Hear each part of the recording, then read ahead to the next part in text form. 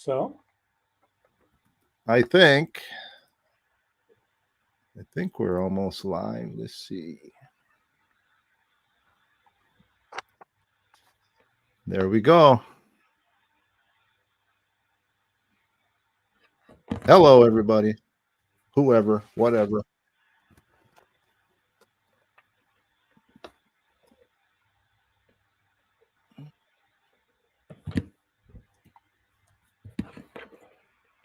So we've got I've got a moderator here, Rachel from Rachel's Ghost, and she is going to kind of keep her eye on the comments and the people that are watching. So we're gonna give a few minutes to let people show up. What's that, Will? Can we enter our own comments and questions, or do we have to Absolutely only use the audience ones? Absolutely. I'll type some in there for you. Okay, let's see. Start a little first, Will. So, let me see here.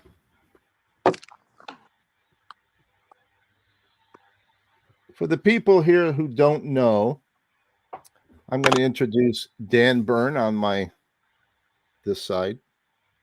This side here. Hello, Dan. Welcome. Thanks, Harry. We've got Will. Will is a band member and co-producer. And did you actually do some mastering on the new release? Oh, well, all I did was look over David Glasser's shoulder and say, that sounds great, generally speaking. And by the way, Harry, were you afraid of my name? I know you didn't want to say my name, did you? You were like, Wil Masisak? There you go. You got it. You nailed it. Yeah. Oh, I said Will, but Wil Masisak. Yeah. The first time I ever saw, we were talking backstage, the first time I ever saw Dan in concert was at the Tractor Tavern in 1997, and Will was part of the band. Jared from Hahnemann Trio was on drums, and you said who else was in the band at that time? That would be Tej DeCoster, yeah, the bassist. Okay. Nice. This is do you remember that? This is that show. Oh yeah. Well, there it is. I didn't even have the correct song titles at the time. I probably what? I probably didn't either. It's probably you sold hundreds of thousands of copies in South Africa, right? And that we don't even know about to this day. Yeah. That's how I put my room together. So initially, Dan, I'm going to give a little history here. Dan started out, I think his first release was 1997. He's got, what do you got, 35 releases now? Sure. Something like, it's got to be close to that many. It's about 30 something, but it's hard to know because there have been several that have been like Bandcamp only releases that I just haven't bothered like putting in some tangible form. So, it's hard to know exactly, but people have said 30 and that sounds okay. Yeah. I think I have them all. and books. How many books have you written? I think about 10. Oh, man. Now, some you put under your name and some you used another name, correct? No, they've all been under my name that I know of. I thought you did Merriweather. Well, I don't know who that is. I didn't. Don't fuck with me here. Person to think that I wrote that book, and I even signed it as him a few times to get people away from me, but I don't know. Just to get him to leave you alone. Okay. Well, it's like that record you just held up for who knows? People could say anything, Put out a record. We're here today to talk about this album, which I'm so pleased to see a Dan Bern record on vinyl. I've been waiting for this for many years, and I'll tell you, I love it. It's one of my favorite albums. It's got so many great songs. It's got this track on here, Sweetness, New American Language, Alaska Highway is one of my favorites. I just the part about hunkered down in Kodiak with a heart attack, yak, yak, yak, yak, yak. You ought to know by now, Billy Joel. Yeah. great. I mean, your songwriting is just amazing to me. Albuquerque Lullaby is just a beautiful song. And then we've got One Whole Side for Thanksgiving Day Parade. How cool is And that? yes, and it's such a good album. I mean, it sounds great. It's a quiet pressing. I love that. There's nothing worse than getting, noisy vinyl, but this thing sounds great. So what was involved in finding the original tapes and going back to be able to put this thing on vinyl? Who wants to answer that? The thing is, it's one thing. Somebody's like, "Oh, let's put out this record that came out 25 years ago." Like, great. And if you are, if like some major label has a warehouse with everything in it, maybe it's easy for someone to just pull it out of the files and whatever. But in this case, it was not only a very long time ago, but the technology has changed so much in 20 years. So basically, there were tapes of like a backup data tape of the original mastering. And the thing is, we really wanted to use that instead of doing something new, because David Glasser, the mastering engineer, and I, when we worked on it, he told me that he thought it was he's won 3 Grammys, I think, for mastering. And he told me that this was his favorite record he ever worked on. And he thought maybe he did like the best job he'd ever done. And it was rejected because it wasn't loud enough. And so I was like, as soon as I heard they wanted to do the record, I thought, dang, I'm going to call David Glasser. We get to use the old mastering. He was like, that's great. I have no idea where it is. So he, in 20 years, had moved his studio, I think 2 or 3 times maybe. And each time some things had moved from storage, and there were storage in different places. And it took him months to even find the tape. And then when he found the tape, nothing would play it. The old machines that read the tapes are all, very sensitive, like you bang them a couple times, let them get 20 years of dust. So nothing worked. We had to call people. I called around the country, and we finally found someone with a machine that worked, played the tape, and we got to use about 90% of the original master, and the rest of it we were able to piece together. So it was quite a story to find the tapes, and to what was really important, because that, as you heard, that version is just so open, and if you're an audiophile, there's nothing really wrong with the CD mastering version of the original version, but it's crunchy, and it has a lot of that something of the era where things were super loud. But this is I noticed that when I was doing an A/B between the vinyl and the CD, that the CD was like way louder, and not necessarily in a good way. So I would have to crank up the vinyl to match the volume, but it just seemed like I was hearing more on the vinyl. It was more real.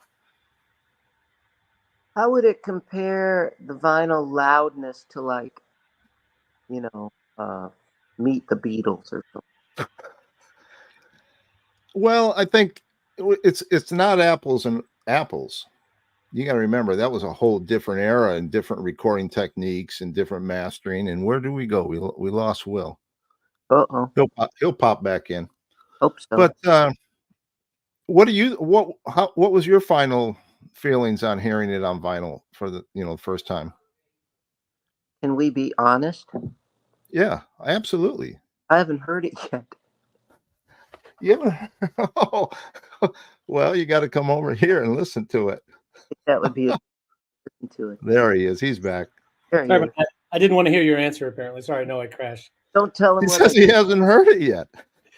Well, did you mention that Meet the Beatles, I think, is mono, right? So that's the other thing, is you can't compare mono records because they're twice as loud for the same thing sometimes. That not twice as loud, but I mean they're louder because they're mono. They seem louder. But Harry, I actually did want to hear your answer to that question. And what? Oh, about how loud is this? How would it compare to the loudness of other records that you cherish? It was noticeably lower. But but all I got to do is turn it up. Yeah. Good. So what else is on the way as far as vinyl goes? I see you've got another one for pre-order. What's coming down the road? Yeah, I think you'll like it. It's called Starting Over, and I think it's got a lot of great songs and probably stuff you haven't heard. It was probably, yeah, I'm sure. Yeah. I haven't heard a lot of your stuff recently. I think the last time I saw you was 8 years ago, maybe.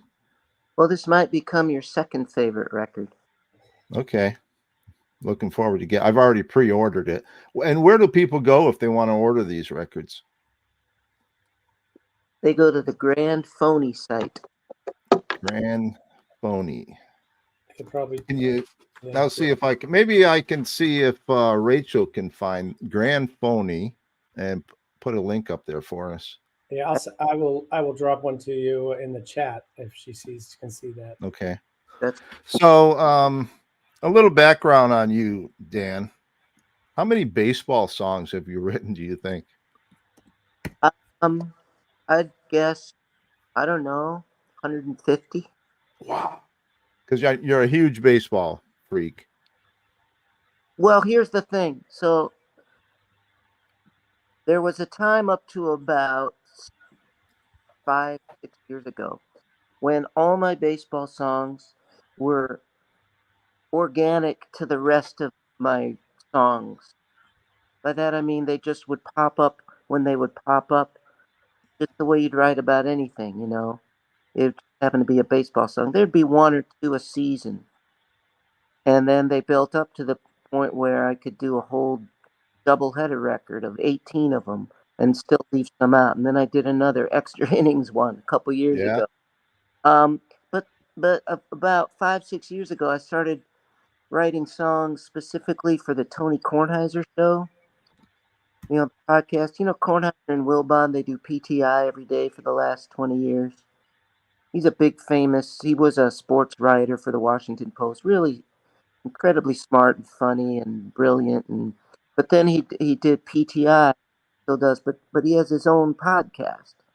And it's a little more relaxed, but they talk a lot about sports and they play original songs, usually just snippets and little bits. But I started writing them specifically for that, and they play a lot of them. So because of that, my baseball songwriting output has, like, at the big bang, and then they go to that period of inflation where I kind of had a little bit of that these last few years. So a lot of them, I don't know. Yeah. There's Now, some, did you ever meet Vin Scully? Did he get to hear your song? dude, The golden voice of Vin Scully. full story there, and it's not necessarily a happy one. I think he heard it because my good buddy Berman went to school with his daughter, Kate, and I know she heard it, and I think he probably heard it, and whatever. But the tragedy is that I had done a really great version of the song with common rotation for the Drifter record with Vin's beautiful call of the Koufax perfect ninth inning, a bunch of that stuff faded in at the end. It was like a beautiful sax solo, except it was Scully, and it was beautiful. One of my favorite things I've ever gotten to record. And I made the terrible mistake of asking permission from the doc. Uh-oh. We waited for months, and finally some lawyer said no, but I, next time just do it and don't. Yeah, ask for forgiveness later. Yes. What about now you did the title song for the Jimmy Carter documentary Man from Plains. Yes. Did you meet Jimmy Carter for that? We went to the Toronto Film Festival. That was I think that was the first thing I did actually with Jonathan Demme.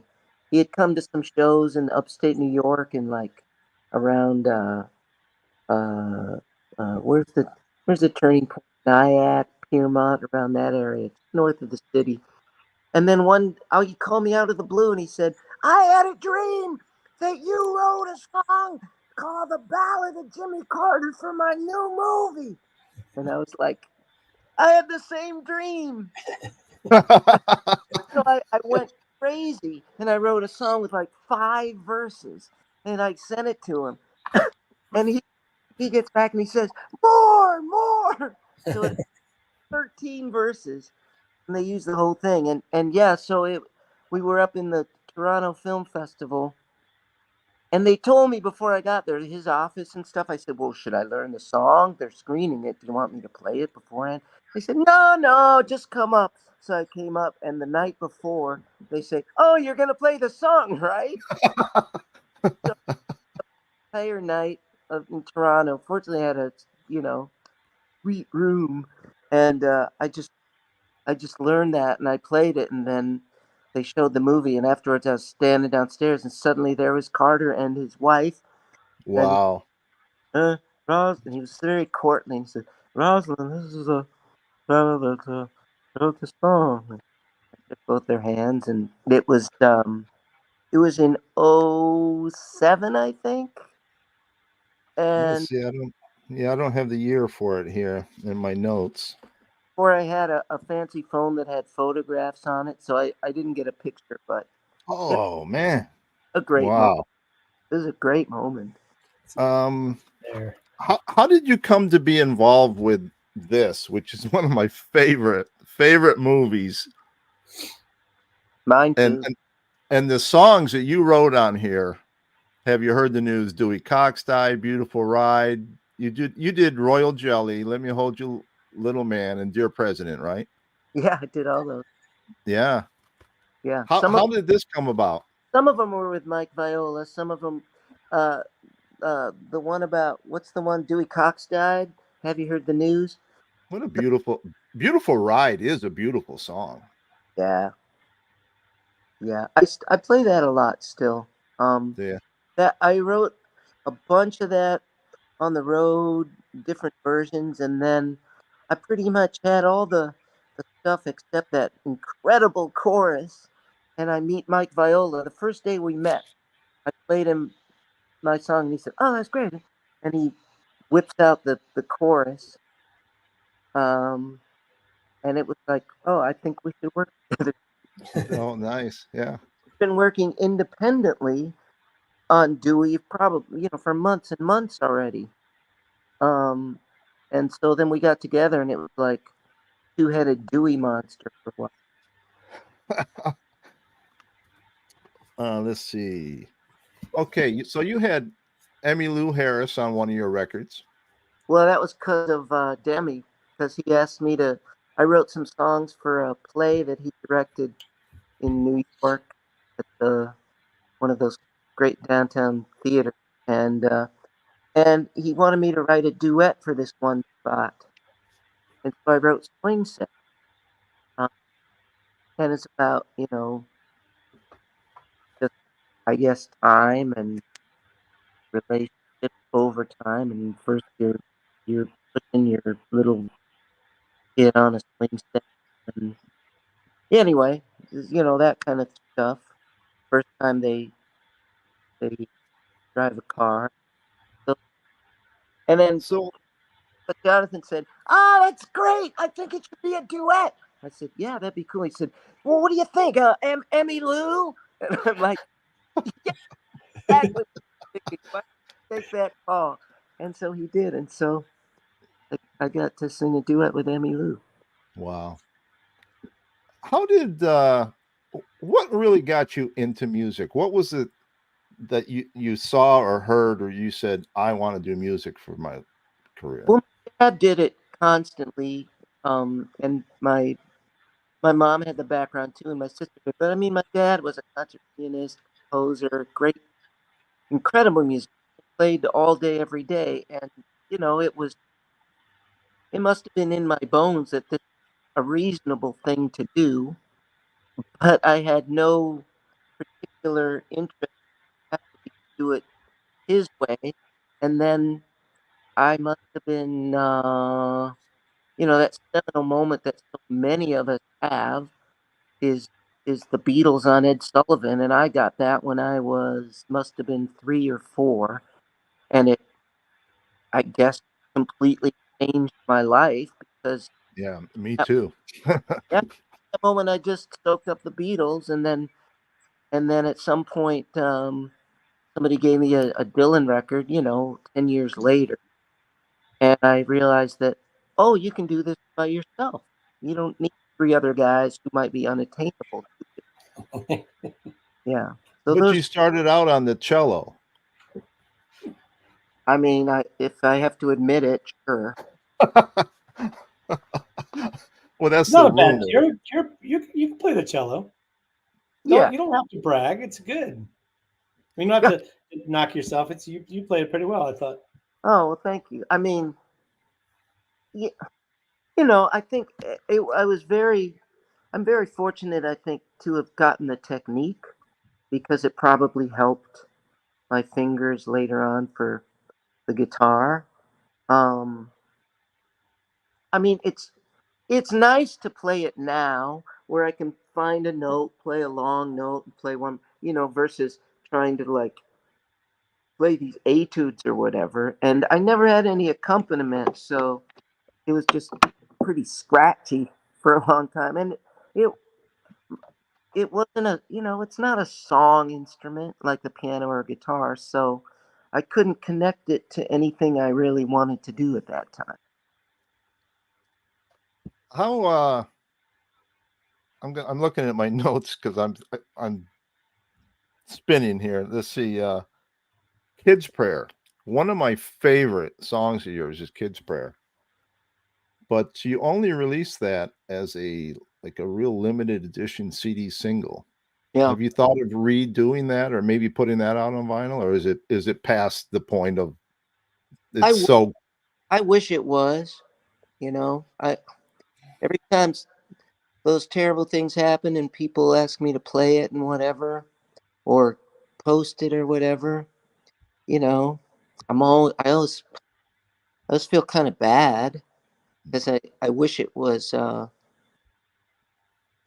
relic, an outmoded relic that had no relevance. So I don't know. Every once in a while, I think about it. Maybe if for the Will produced it, I would do it. for the people that don't know, Kids Prayer is about school shootings and what might make the people want to do that. And it's, I don't know, it's just a beautiful, it's a painful song because of the subject, but it's a great song. Again, great songwriting. You're one of my favorite songwriters. And I have a lot of favorite people, Bruce and the Beatles and Dylan, but you're one of my top favorite songwriters. And that's, I'm sure you're aware of that.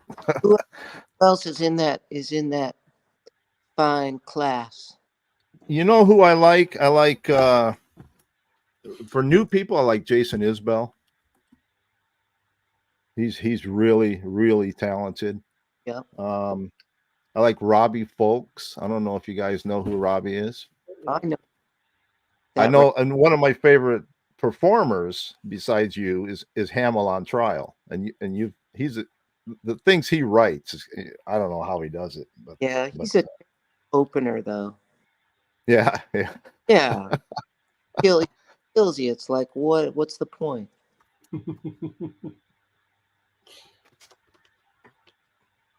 Becky's here in my ear. Let's see. Ask him How this. did the International Jewish Banking Conspiracy ban come about? The title.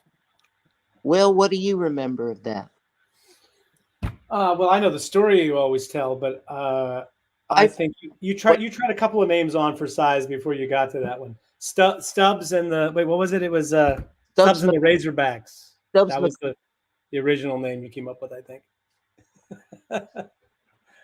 Yeah, I don't think we really had. I remember being hit with it suddenly outside of a Cracker Barrel.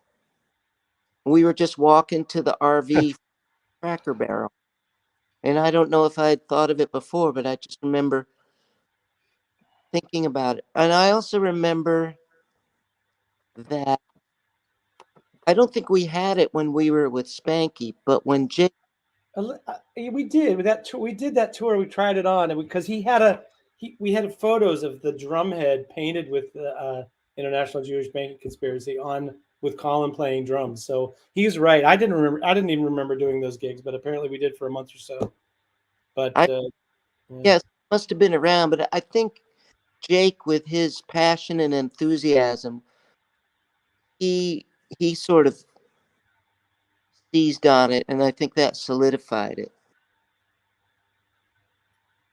And in the Dick Gregory book is the story you always tell. I don't know if that's the true story or that was just the one time someone asked you the question and that was your answer you gave it. What's that story?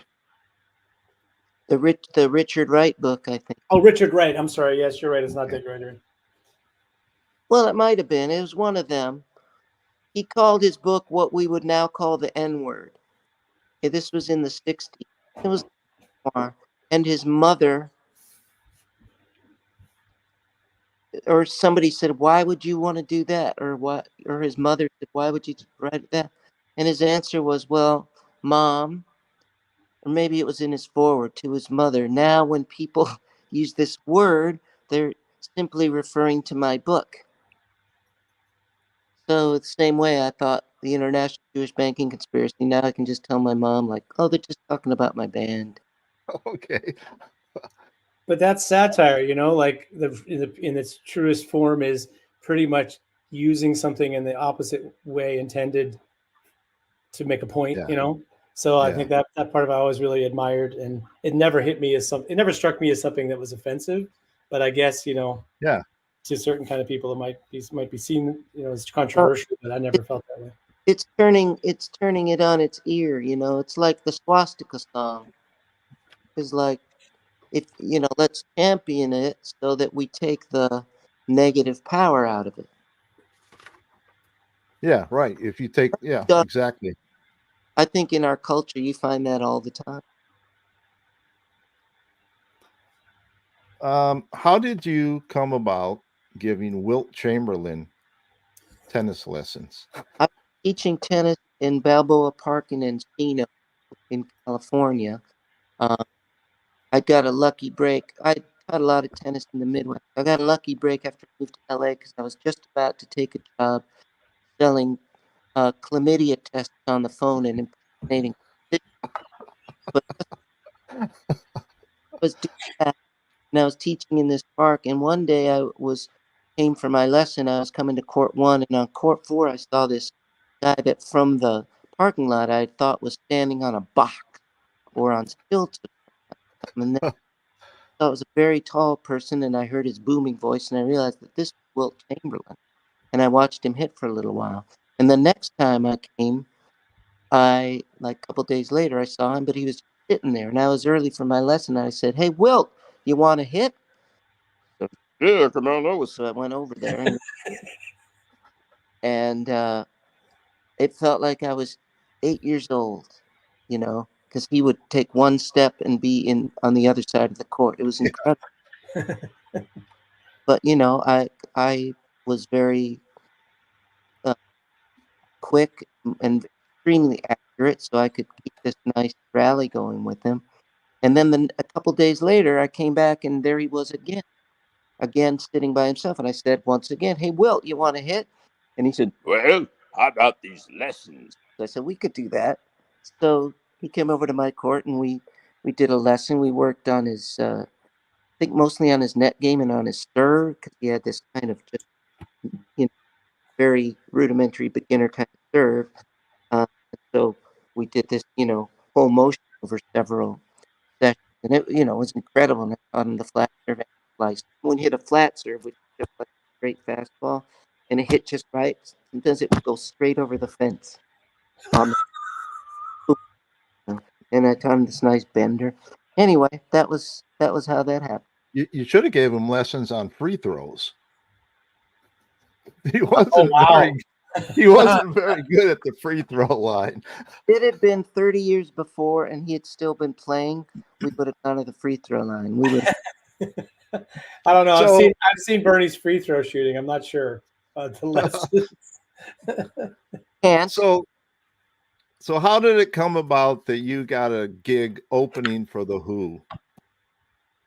It was all Roger Daltrey's doing. He came to first. I think he came to a show at the Troubadour many years ago. It's 97 or something. And then he came and saw us all at the Bottom Line in New York.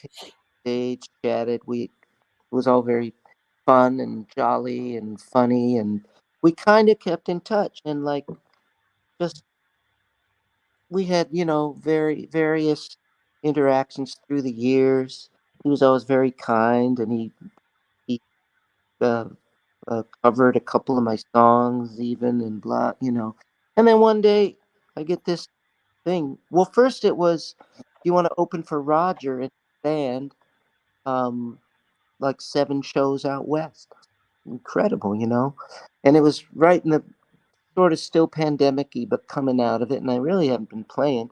I was ready to do this, and then it was Delta flared up, and they canceled that tour, so there's nothing. Oh man! And then Yeah. you want to open for the Who in Memphis, where John Morant played. So I did that, and I learned some stuff doing it, and then I got another chance several months later to open for Roger and his bunch in Tampa, and yeah, great, really cool. Nice. Very cool. I would love to have seen one of those shows. Yep, you should have been there. Will, were you at that show?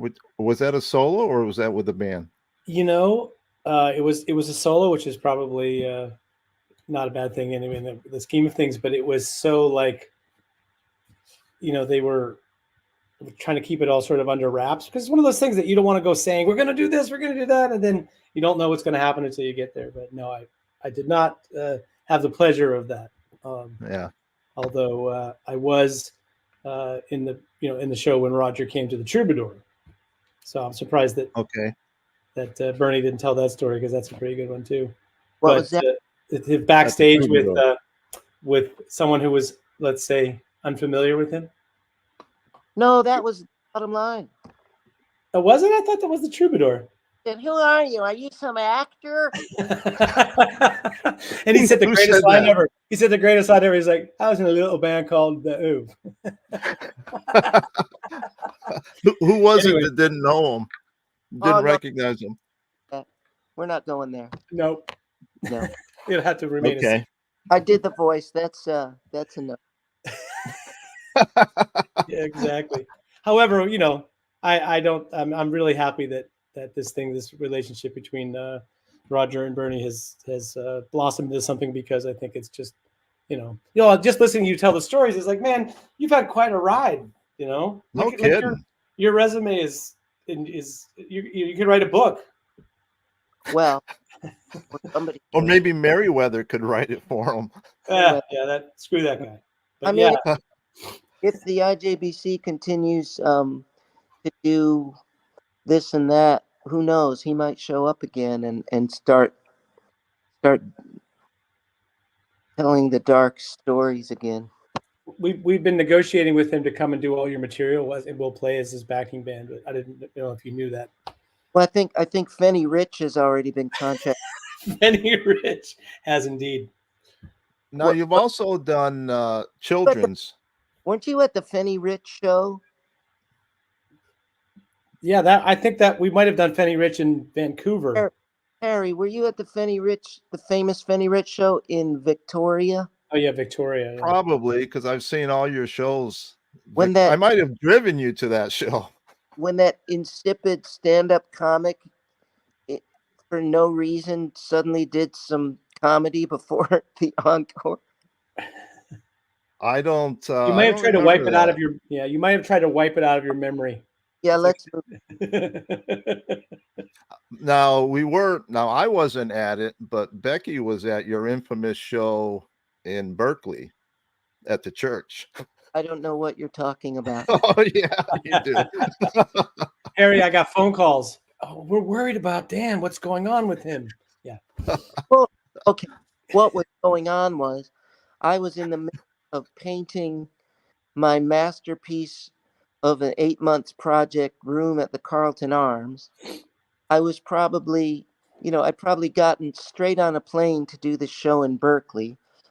If they had tested my blood, they would not have allowed me on the plane. Well, the first half of the show went okay. First half was fun. Then we took a break, which was the mistake. And whatever I did during the break was compounded by whatever was coursing through my blood anyway. And I blame Barry Bonds. That was the Barry Bond. It was a Barry Bonds 20-minute rant about Barry Bonds. No, it wasn't that one. That was it. Oh, that's a different show? That was, this was bad. There's multiples. What a legacy. The thing is, I did some really good San Francisco shows too. Absolutely. Oh, well, yeah. I mean, I saw you at the Freight. I saw you at the Freight and Salvage for one show. It was fantastic. I mean, one of your best shows. Yeah, it was just unreliable. Now, when I had my record store, I contacted Dan and I asked if he could do an in-store. And Dan didn't really know me very well. You know, I go to the shows and say hello. That was about it. And then Sony wanted like information on it. They wanted a contract. They wanted, all this stuff. And Dan said, and I told Dan I can't do it because Sony just wants, I got to jump through too many hoops and I can't afford it and that. And Dan says to me, I'll play. I don't care when. And he just showed up, So he ended up playing at my store 3 times over the years. And I made CDs of each one. This was one. Nice. This was another one.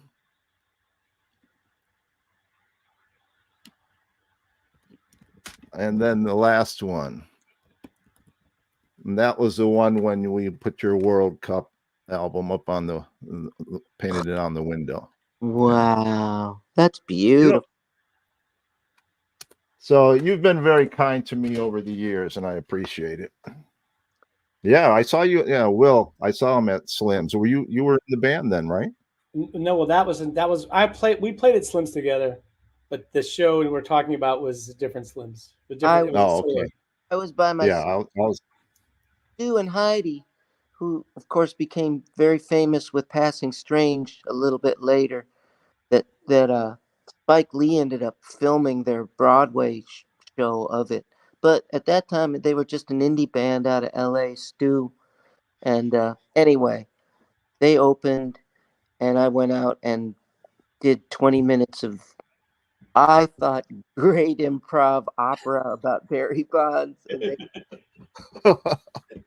seemed like a really good idea at the time, yeah. Dan, we got somebody who wants to know where they can look at your artwork and maybe buy some artwork.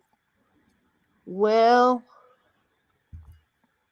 at this point, either contact me directly or wait till I do a big extravaganza with it at some point. I want to do a tennis-based musical at the Tennis Hall of Fame with I got about 70 portraits of the great tennis players. I've been talking to Will. We want to go back to the Baseball Hall of Fame. All these baseball songs, and I got probably 100 baseball portraits. So maybe something like that. So just danbern.com. Yeah, I think there's a way to send an email that way, and I would be yeah, I love talking about that. I just don't have it real well. Like I think at times I've had a bit like a gallery on the website. I could do that again. Well, Will, did you want to add anything about the mastering and the reissue of the New American Language? Oh, I mean, the thing that people might not know about this, aside from the fact that it's never been on vinyl, this record came out, it was two years of working and remaking. We probably made this record at least 3 times. I think we recorded about 3 or 4 albums worth of songs. And it finally came out and we were so excited, going on this big tour around the world.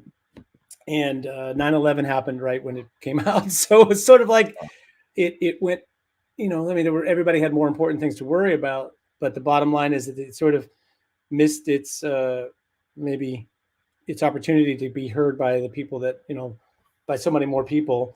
So this is a really great opportunity for it to come back out again. And as far as, even the original issue, the original record, it's just so, I don't know. I felt like you know, that I really wanted to serve the songs and to serve this guy's music, because there had been many great things that were, music that was put out before that time and a lot of great shows, but it kind of felt like there was a time right there where there needed to be something that was, you can present it and say, this is my, me as a, not a beginning songwriter or recording artist, but me in the prime of my songwriting and recording career, and to have this lasting thing like this that still has life 20 years later. There were people, there were radio stations all over America that were playing Thanksgiving Day Parade last year, and people talking about, quoting Albuquerque Lullaby and other songs off this record, Alaska Highway, talk about this stuff all the time. And it's almost 25 years now since it's been out. So Yeah. It's very exciting that it gets back out for people to hear it. Is there any possibility of getting it's like Smarty Mine or the earlier stuff? I got let's put it this way. I got a message after the success of, it was such a big, the turnouts for the shows, the last 3 shows that we just did with the reunited band. I got an email from someone else who remain nameless, who has, who's deciding about these things, who said, might as well send Fleeting Days to the mastering house right now. So for me, Wow. I can just tell you personally, I would love to do some other, other remaster reissues. I also would love to do some Dolby Atmos and surround stuff for some of these things. So these are things that are, at least somebody would like to do them. Hopefully we can find a way to get it to the finish line.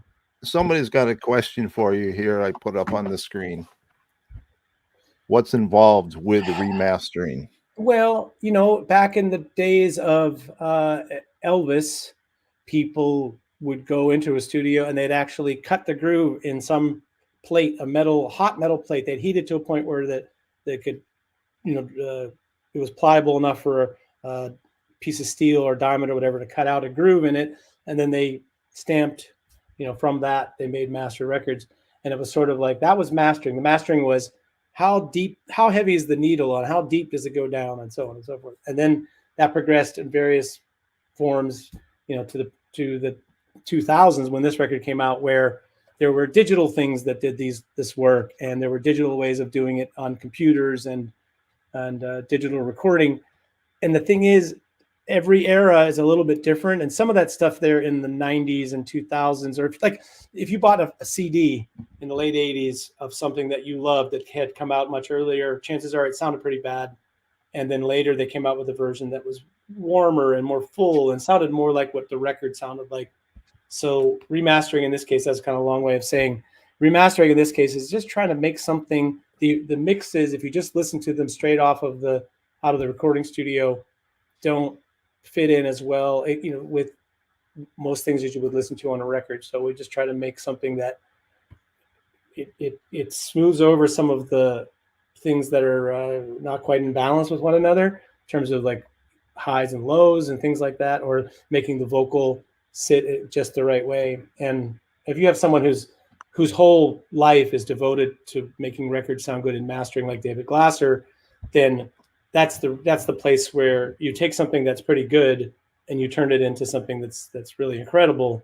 That stage is really, really important. It's at least as important as editing a movie, for instance, if people could think about it in those terms. Was Chuck Plotkin involved in this release at all? Good question. Will? Bernie? Oh, you don't want to? Okay, I'll start, but you can finish, because you could, but Bernie, of course, knew. Chuck Plotkin is, for most people probably don't know, but he's pretty involved with a lot of Springsteen stuff, right? Yes. Well, yeah. So he was like, for 20 years, it was him, Bruce, and Landau. That was the team. And at one point, because of that work, Dylan was like, we can get that guy Plotkin. But how'd that go again? And they did Shot of Love at Chuck's little studio in Santa Monica called Clover. And Chuck, I mean, he had so many great stories about both of those guys. And of course, Well, he did my first record and even the EP, the Dogboy Van, and just even working up to that point. Yeah, those are the ones I'd like to see on vinyl too. You may I'm have to, selfish. I want it all. you may have to write this Sony for that, but we're So Plotkin was involved with this one. So- Yes. Well, go ahead, Bernie. well. Anyway, yeah. So yeah, for a long time everything I did So even when we were in Colorado and Kansas, I would from time to time send him some stuff that we were working on. It was the days before computers and MP3s, and I don't know what I was sending him. Maybe I sent him maybe you made some CDs for. You didn't send him tapes. I know that. Yeah. Chuck famously. I still have a cassette tape that you sent me, Dan, of songs and said, "What do you think of these?" Did I? Yeah. What were they?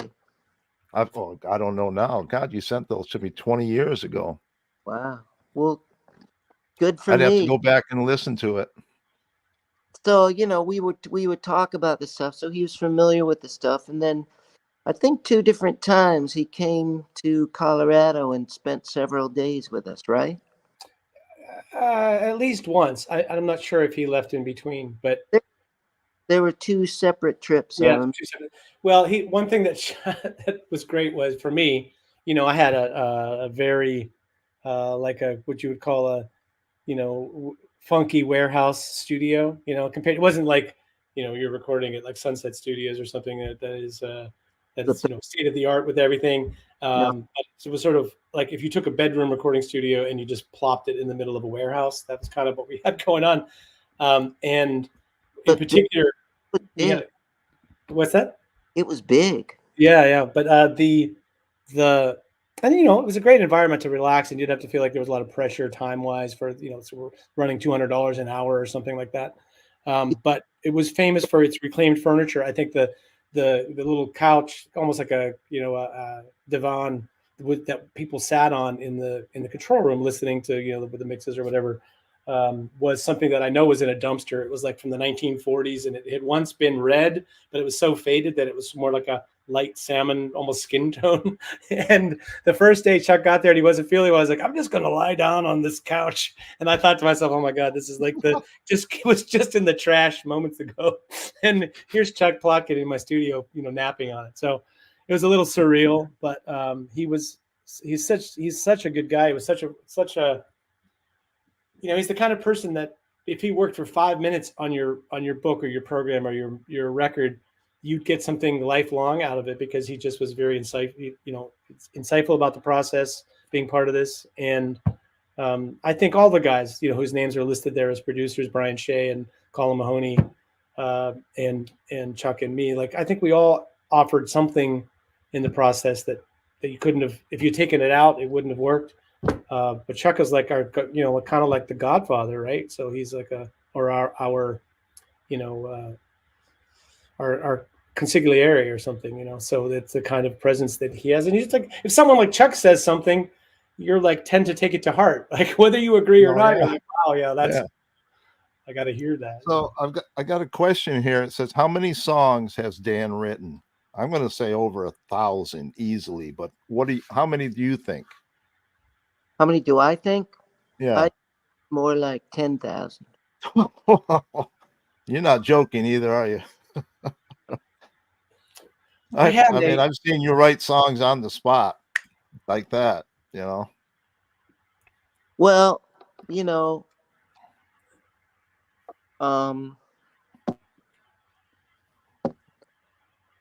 some people have something that they're just always doing. There, is that better? What? No, somebody was commenting about my hair. I had it in a ponytail. Yeah. It's just not very pleasant.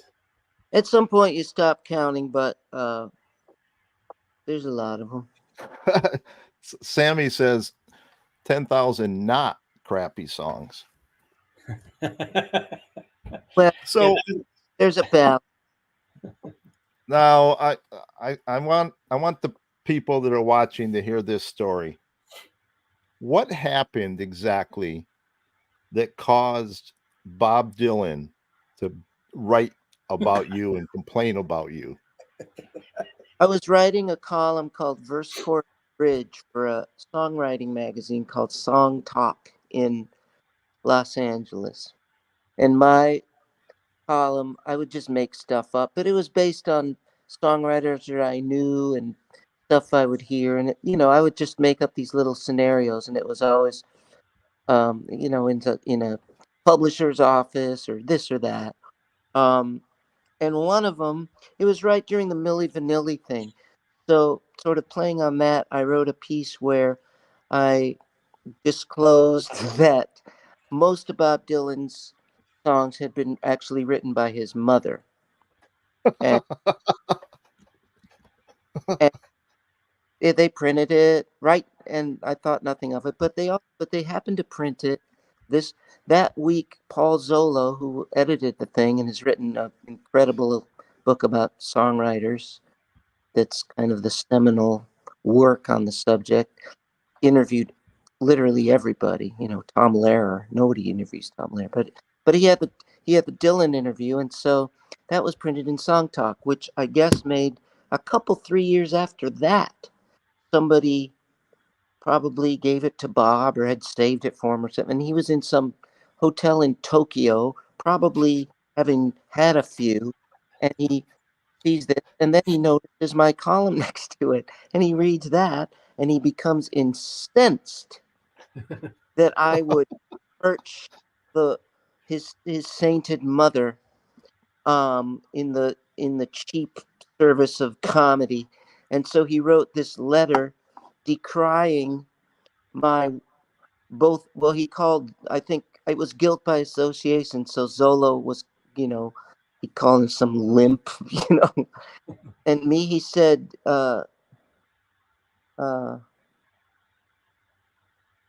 he called me a scurrilous little wretch with a hard-on for comedy.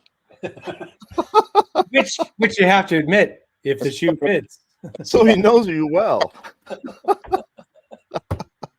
And apparently, and that was that. But this letter resurfaced among the sainted man's writings, and I guess it was on Sotheby's a few years ago for some crazy amount of money, and that's how it got to our attention.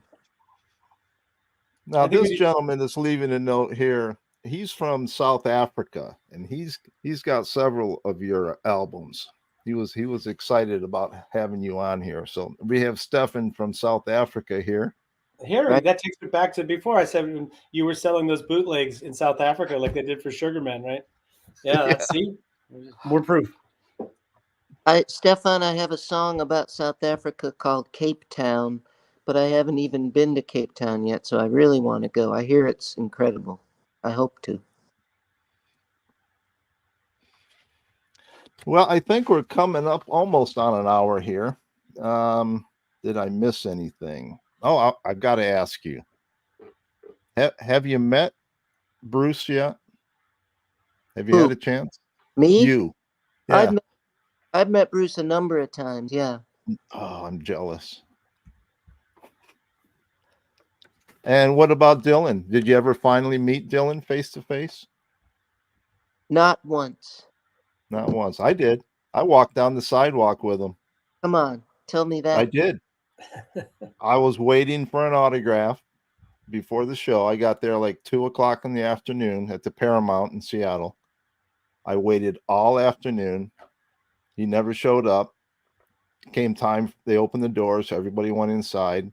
I knew he hadn't been there yet, so I waited. Like showtime, he literally drives up in a yellow cab and gets out. It's raining.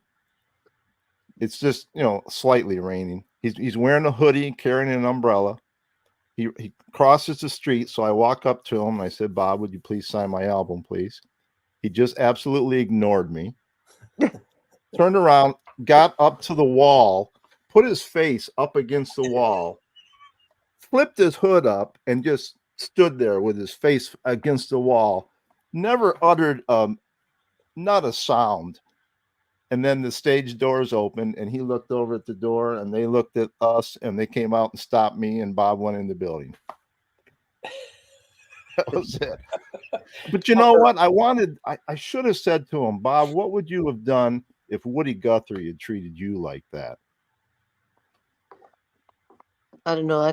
I think what he did was better than getting the autograph. In a way, it was. I got a better story out of it. So, Yeah. Okay. Well, if anybody in the peanut gallery has a question, say it now, because we're going to start wrapping this up here. I never met either of those guys, by the way, but I did meet Burl Ives. A room full of kids who wanted to hear those Christmas songs. He didn't want to play them, and he was also like, "Get those blankety blank kids away from me." oh, that's Burl great. Ives. That's great. Big impression. This Angelo Kelly here is quite a big star in Europe. He is. He's sold no, like good comment though. That's fabulous. 25 million records. So he's been around. Oh. The Kelly family.